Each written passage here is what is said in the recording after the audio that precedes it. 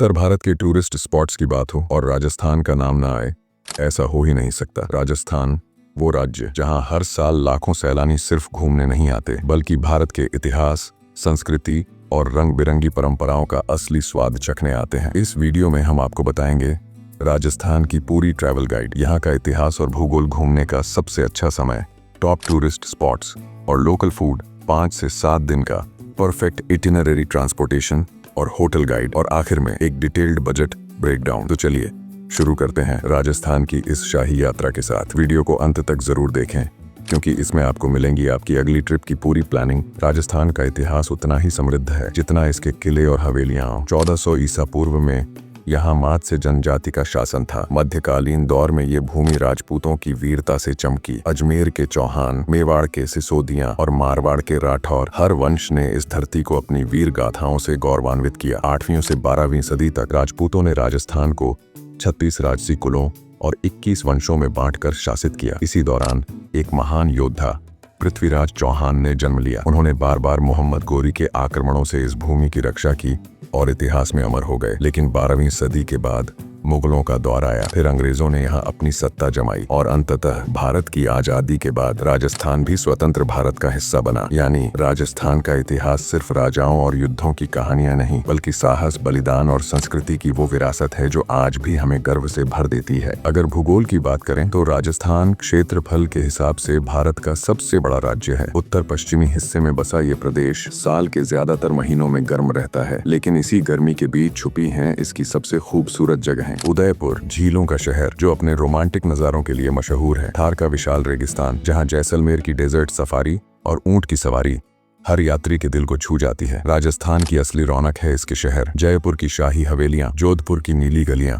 उदयपुर की झीलें और जैसलमेर का सुनहरा रेगिस्तान। हर शहर का अपना एक अलग रंग, एक अलग स्वाद है। अब सवाल ये है, यहाँ कब घूमना सबसे अच्छा होता है? तो इसका जवाब है सर्दियों का मौसम। अक्टूबर से मार्च तक मौसम सुहावना रहता है। इस दौरान आप आराम से रेगिस्तान, किले और शहरों की खूबसूरती का आनंद ले सकते हैं, क्योंकि गर्मियों में दोपहर का तापमान इतना बढ़ जाता है कि घूमना मुश्किल हो जाता है। यानी राजस्थान घूमने का सबसे बेहतरीन समय है ठंडी हवाओं वाले सर्दियों के महीने। चलिए अब बात करते हैं राजस्थान के नक्शे की। किसी भी ट्रिप की शुरुआत नक्शे से करना जरूरी है, ताकि हमें सही दिशा और शहरों का क्रम समझ आ सके। दिल्ली के सबसे करीब आते हैं जयपुर, पुष्कर और अजमेर। फिर जैसे जैसे हम दक्षिण की ओर बढ़ते हैं, हमें मिलता है उदयपुर, झीलों का शहर। उत्तर की तरफ है जोधपुर, पश्चिम में फैला हुआ जैसलमेर और राजस्थान के उत्तर में बीकानेर। अगर एयरपोर्ट्स की बात करें तो जयपुर और उदयपुर सबसे बड़े हब हैं। जैसलमेर में भी एयरपोर्ट है, लेकिन वहां बहुत कम फ्लाइट्स उपलब्ध होती हैं। अब बात करते हैं राजस्थान के प्रमुख आकर्षणों की। भारत के सबसे बड़े राज्य में इतनी जगहें हैं कि अगर बिना प्लान घूमने निकले तो बहुत कुछ छूट सकता है। इसलिए हम शहर दर शहर इन जगहों की सैर करेंगे, और जो आकर्षण किसी बड़े शहर के पास नहीं है उन्हें अलग से कवर करेंगे। इस वीडियो में हम आपके लिए तैयार कर रहे हैं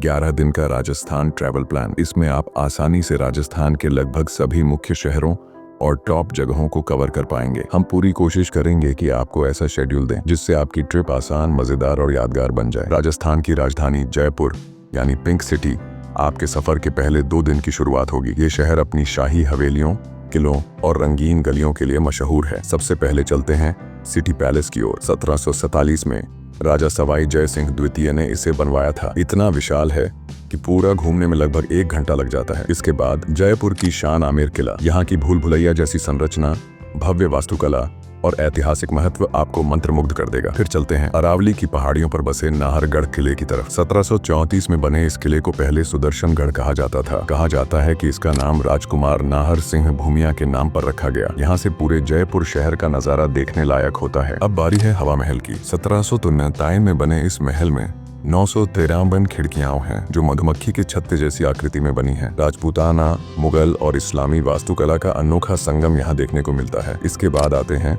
जल महल पर। मानसागर झील के बीच बना ये महल सड़क से ही दिखाई देता है। शाम के समय जब यहाँ सूरज ढलता है तो जल महल का नजारा अविस्मरणीय हो जाता है। जयपुर का अगला रत्न है जंतर मंतर। 1800-700 वर्ग मीटर में फैला यह खगोलीय वेधशाला समय और खगोलीय घटनाओं की गणना के लिए बनाई गई थी। भारत में 5 जंतर मंतर हैं, लेकिन सबसे बेहतरीन वाला यहीं जयपुर में है और अंत में चलते हैं अल्बर्ट हॉल म्यूजियम। इसे सेंट्रल म्यूजियम भी कहा जाता है। भारत की कुल 6 मिस्र की मम्मी में से एक यहीं रखी गई है। साथ ही आपको यहाँ शाही परिवारों की विरासत, पेंटिंग्स और हस्तशिल्प का शानदार संग्रह देखने को मिलेगा। यानी पहले 2 दिन जयपुर आपको देंगे इतिहास, वास्तुकला और संस्कृति का बेहतरीन संगम। जयपुर घूमने के बाद अब सफर बढ़ता है अजमेर और पुष्कर की ओर। दिन 3 और 4 में आपको मिलेंगे अध्यात्म, इतिहास और संस्कृति के अद्भुत रंग। सबसे पहले चलते हैं अजमेर दरगाह की तरफ। यह दरगाह ख्वाजा मोइनुद्दीन चिश्ती की है, जिनका जन्म 1133 में ईरान में हुआ था। मोहम्मद गौरी के साथ भारत आए और यहाँ सूफी परंपरा की नींव रखी। आज यह दरगाह करोड़ों श्रद्धालुओं की आस्था का केंद्र है। इसके बाद है अन्ना सागर झील। बीच में बने छोटे से द्वीप तक आप नाव से पहुँच सकते हैं। फेरी का किराया लगभग 60 रुपए है और झील के बीच का यह अनुभव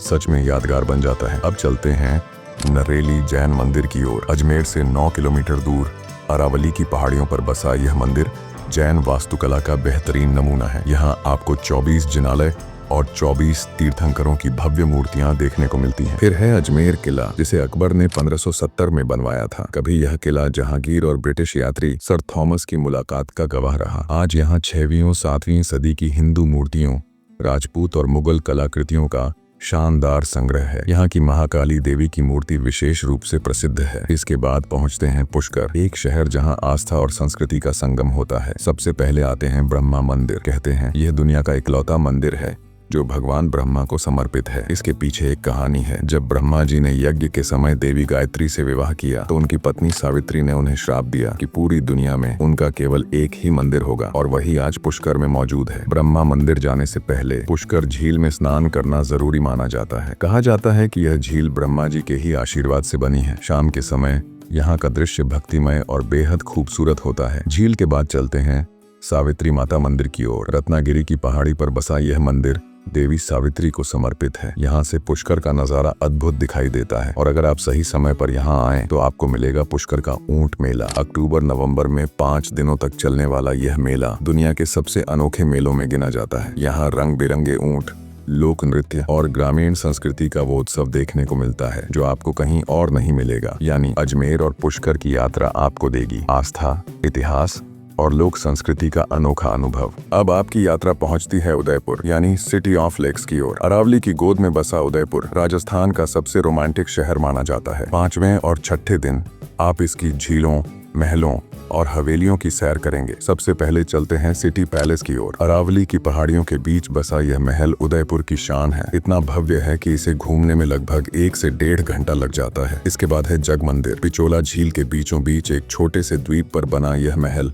सिर्फ नाव से पहुंचा जा सकता है। यहाँ के बगीचे और शांत वातावरण आपका मन मोह लेंगे। और अब बारी है पिचोला झील की। उदयपुर की यह सबसे खूबसूरत और फोटो फ्रेंडली झील है। लगभग 3 मील लंबी और 2 मील चौड़ी यह झील सिटी पैलेस के नजदीक होने के कारण और भी खास बन जाती है। इसके बाद देखते हैं सहेलियों की बाड़ी। यहाँ हमेशा झरनों और फव्वारों से बारिश जैसा एहसास होता है। कभी ये बगीचा राजकुमारी और उनकी सहेलियों के लिए बनवाया गया था। 5वें दिन का अंत आप कर सकते हैं फतेह सागर झील में। यहाँ नौका विहार का आनंद लें, बगीचे और वेधशाला देखें। शाम का समय यहाँ बेहद खूबसूरत होता है। 6ठे दिन की शुरुआत करें सज्जनगढ़ महल से। यहाँ से पूरे उदयपुर शहर और झीलों का शानदार नजारा दिखाई देता है। कभी इसे रणनीतिक नजर रखने के लिए बनाया गया था, लेकिन आज ये सनसेट पॉइंट के रूप में बेहद मशहूर है। इसके बाद चलते हैं बाघोर की हवेली की ओर। 100 से ज्यादा कमरों वाली यह हवेली अपने शीशों और आईनों की नक्काशी के लिए मशहूर है। यहाँ हर शाम लोक नृत्य कार्यक्रम होता है, जिसके लिए टिकट अलग से लेनी पड़ती है। अगर आप उदयपुर आए हैं तो यह कल्चरल शो मिस नहीं करना चाहिए। और अंत में घूमिए शिल्पग्राम। यहाँ आपको राजस्थान की लोक कला, मिट्टी और लकड़ी की कला, लोक संगीत और नृत्य का अनुभव मिलेगा। हर साल नवंबर-दिसंबर में यहाँ आयोजित होने वाला महोत्सव हजारों पर्यटकों को आकर्षित करता है। यानी उदयपुर की ये 2 दिन की यात्रा आपको देगी झीलों का जादू, किलों का वैभव और संस्कृति की खूबसूरती। अब आपकी यात्रा पहुंचती है नीले शहर जोधपुर। 7वें और 8वें दिन आप इस शाही शहर की सैर करेंगे। सबसे पहले चलते हैं उम्मैद भवन पैलेस की ओर। आजादी से कुछ साल पहले बना यह महल भारत के सबसे युवा महलों में गिना जाता है। 347 कमरों वाला यह भव्य महल आज भी अपनी राजसी शान से सबका दिल जीत लेता है। इसके बाद है मेहरानगढ़ किला। राठौड़ वंश का यह किला इतना विशाल और ताकतवर है कि इसके निर्माण में 35 राजा शामिल रहे। किले की ऊंचाई से पूरे जोधपुर शहर का नीला रंग बिखरता दिखाई देता है। अब चलते हैं जसवंत थाड़ा की ओर। 1899 में बना यह स्मारक जोधपुर का ताजमहल कहलाता है। सफेद संगमरमर की इस सुंदर इमारत को देखना सबसे अच्छा लगता है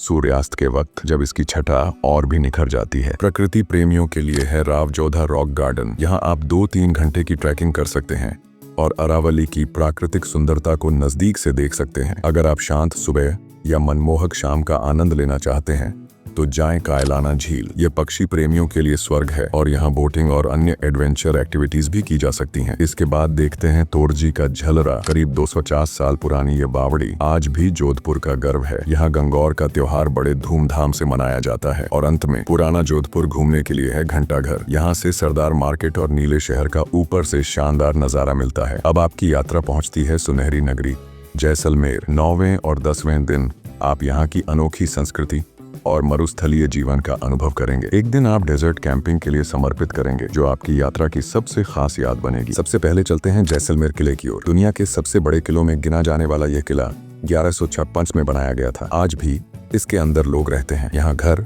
संग्रहालय, दुकानें, रेस्टोरेंट और होटल सब कुछ मौजूद है। यानी यह सिर्फ एक किला नहीं बल्कि एक जिंदा शहर है। इसके बाद है पटवों की हवेली। 5 हवेलियों का यह समूह 1805 में मशहूर व्यापारी गुमान चंद पटवा ने अपने 5 बेटों के लिए बनवाया था। यहाँ की बारीक नक्काशी और सुनहरी झरोखे राजस्थान की कला और वैभव को दर्शाते हैं। कहा जाता है पटवा इतने अमीर थे कि उन्होंने अपने लिए महल भी बनवा लिया था। अब चलते हैं गड़ीसर झील की ओर। 12वीं-13वीं सदी में बनी यह मानव निर्मित झील जैसलमेर की शान है। शाम के समय यहाँ का नजारा इतना शांत और मनमोहक होता है कि वक्त का अंदाजा ही नहीं लगता। यहाँ आप नाव की सवारी कर सकते हैं या फिर झील किनारे बैठकर सुनहरी हवाओं का आनंद ले सकते हैं। करीब आधे घंटे की बोट राइड आपको और भी रोमांचक अनुभव देगी। और फिर आता है जैसलमेर का सबसे यादगार अनुभव, डेजर्ट कैंपिंग। थार रेगिस्तान की रेत पर ऊंट सफारी करें, सूर्यास्त के सुनहरी रंगों का आनंद लें और रात को तारों से भरे आसमान के नीचे राजस्थानी लोक संगीत और नृत्य का लुत्फ उठाए। यानी दिन 9 और 10 में जैसलमेर आपको देगा इतिहास, कला, संस्कृति और रेगिस्तान की जादुई शाम का अद्भुत संगम। दिन 9 की रात को आप अपना कमरा डेजर्ट कैंप में बुक कर लेंगे। यहीं राजस्थान के अनंत रेगिस्तान में आपको मिलेगी भारत की समृद्ध संस्कृति की झलक। यहाँ ऊंट और ऊंट की सवारी का अलग ही मजा है, जो आपकी यात्रा की सबसे अनोखी याद बनेगी। लेकिन यही नहीं, रेगिस्तान सिर्फ शांति और सौंदर्य के लिए ही नहीं बल्कि एडवेंचर के लिए भी मशहूर है। आप ऊंट सफारी के साथ ड्यून्स डैशिंग, रेगिस्तानी पैराग्लाइडिंग और क्वाड बाइकिंग का रोमांच भी ले सकते हैं। चाहे तो zip lining, desert bike ride और सबसे खास गर्म हवा के गुब्बारे की सवारी, सब कुछ यहाँ संभव है। सोचिए, जब आप रेगिस्तान की सुनहरी रेत के ऊपर हॉट एयर बैलून में उड़ रहे होंगे तो नज़ारा सच में सपनों जैसा लगेगा। और जब शाम ढलेगी, कैंप फायर के आसपास राजस्थानी लोक संगीत और नृत्य के बीच आपको महसूस होगा कि जैसलमेर की रातें दुनिया की सबसे खूबसूरत रातों में से एक हैं। यानी डेजर्ट कैंपिंग में आपको मिलेगा संस्कृति, रोमांच और तारों भरी रात का जादू, सब एक ही जगह। यात्रा के आखिरी दिन यानी 11वें दिन आप पहुंचेंगे बीकानेर।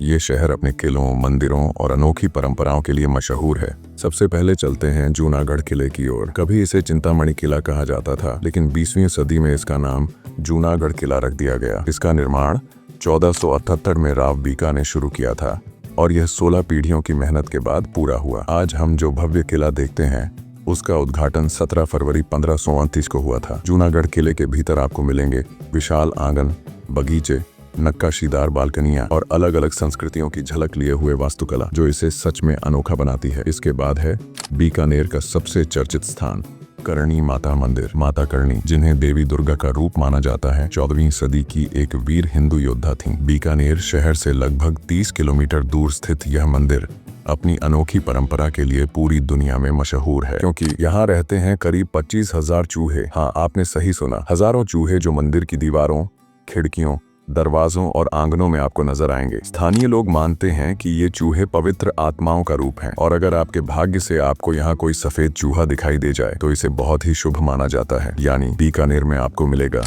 इतिहास, आस्था और रहस्यमयी परंपराओं का अद्भुत संगम। और इसी के साथ पूरा होता है आपका 11 दिन का राजस्थान सफर, जो आपको हमेशा याद रहेगा। यह आपकी राजस्थान की 11 दिन की यात्रा का आखिरी पड़ाव है। लेकिन अगर आपके पास थोड़ा और समय हो तो राजस्थान में और भी कई अद्भुत जगहें हैं जिन्हें आप देख सकते हैं। सबसे पहले है रणथंभौर नेशनल पार्क, जहां आपको रोमांचक जंगल सफारी और बाघों की दहाड़ सुनने का मौका मिलेगा। इसके बाद कुंभलगढ़ किला, जिसकी दीवारें चीन की महान दीवार के बाद दूसरी सबसे लंबी दीवार मानी जाती हैं। फिर है अलवर का किला और भूतिया कहानियों के लिए मशहूर भानगढ़ किला, जिन्हें देखकर इतिहास और रहस्य दोनों का एहसास होगा। नीमराना किला आज एक लग्जरी हेरिटेज होटल है, जहां आप शाही अंदाज में ठहर सकते हैं। चित्तौड़गढ़ किला वीरता और बलिदान का प्रतीक, जो रानी पद्मिनी की कहानी से हमेशा याद किया जाता है। और अंत में माउंट आबू, राजस्थान का इकलौता हिल स्टेशन, जहां आप ठंडी हवाओं और दिलवाड़ा मंदिर की अद्भुत नक्काशी का आनंद ले सकते हैं। यानी राजस्थान में जितना देखो